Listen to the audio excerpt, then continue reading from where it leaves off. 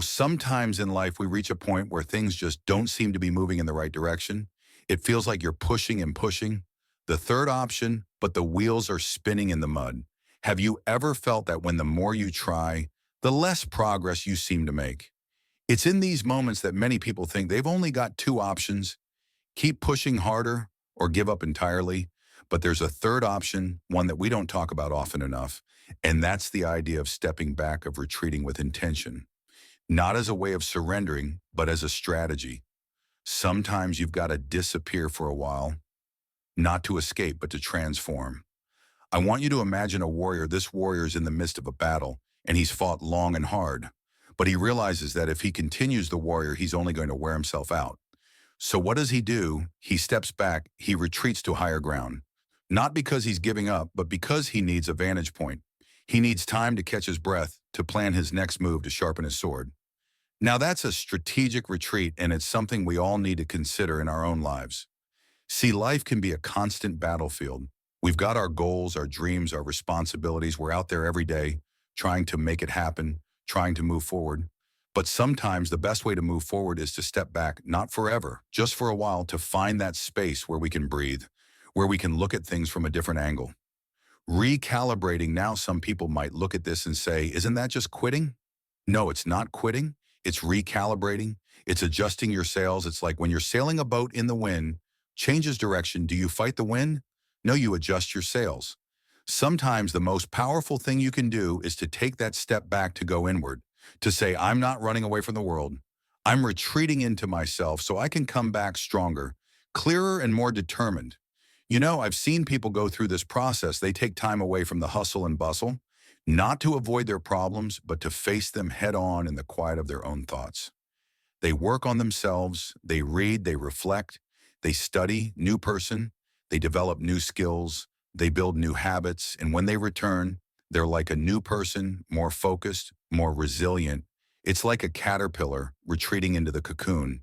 It's not hiding in there, it's transforming. And when it emerges, it's not the same creature that went in. But here's the key. This retreat has to be purposeful.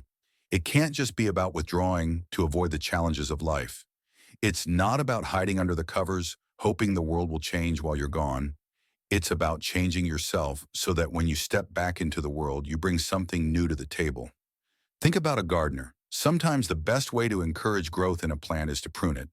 Pruning, you cut back some of the branches, not because you want to hurt the plant, but because you know that in doing so, you're allowing it to grow even more vigorously. You're giving it the chance to direct its energy into new, healthier growth. And it's the same with us. There are times when we need to prune back certain aspects of our lives. It might be habits that aren't serving us, relationships that are draining us, or even just the clutter in our minds that's keeping us from seeing clearly. But this kind of pruning, this retreat, it requires courage. It requires honesty with ourselves to step back and say, I need to work on this. That's tough. It's much easier to just keep pushing forward, to stay busy. Business is often just a way to avoid facing the things that really need our attention. Self-reflection, we think if we're moving, we're making progress. But sometimes all we're doing is wearing ourselves out. Now, when you take this step back, when you retreat with intention, what do you do during this time? Well, that's when the real work begins. This is the time for self-reflection, to look at what's been working in your life and what hasn't, to ask yourself those tough questions. Why am I not where I want to be? What do I need to change? And this isn't about beating yourself up. No, it's about understanding yourself better. It's about gaining clarity. You see, clarity is power. When you have clarity, you know what you need to do. The problem for most of us is not that we don't want to take action, retreat. It's that we're not sure what action to take. We're surrounded by noise, by distractions, by 1,000 voices telling us what we should be doing. But when you retreat, when you take that time to be alone with your thoughts, you start to hear your own voice more clearly.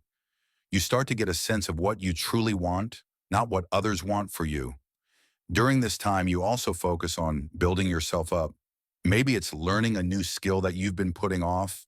Maybe it's reading those books that have been collecting dust on your shelf. Maybe it's working on your health, getting your body in shape, because you know that a strong body supports a strong mind. Whatever it is, this time away is about preparation It's about equipping yourself, healing for the next phase of your journey. And here's another key point of this retreat: healing. Life can deal us some tough blows, loss, disappointment, failure, and we carry those wounds with us. We try to keep going, but sometimes those wounds slow us down. We start to lose confidence, lose hope. Retreating gives us a chance to heal, to take a break from the battle and tend to our wounds, to process what we've been through, and to let go of the pain that's been holding us back. And it's not just emotional healing. Sometimes it's physical too. We live in a world that glorifies business, that tells us to keep going. Nurture yourself, keep grinding, no matter what. But if you don't take care of your body, if you don't allow it time to rest and recover, eventually it will force you to stop. So this retreat, this time away, it's also about nurturing yourself, eating well, sleeping well, exercising, giving your body the care it needs so that when you return to the world, you're not just ready mentally and emotionally, but physically as well. Now, here's something I want you to remember: this retreat, this time away, it's not about perfection. It's not about fixing every little thing in your life. It's about progress. It's about moving closer to the person you know you can be. And when you come back stronger than ever. You're not coming back as some flawless version of yourself. No, you're coming back as a stronger, wiser, more resilient version of yourself. And that's enough, because that's what life is: a process of continual growth. When you return, you do so with a renewed sense of purpose. You're not just reacting to life anymore. You're directing it. You're not just being blown around by the winds. You've set your course, and you have the strength and the clarity to follow through. People will notice, they'll see that something has changed in you.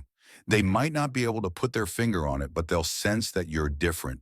And that difference, my friends, is the result of the work you did during your retreat.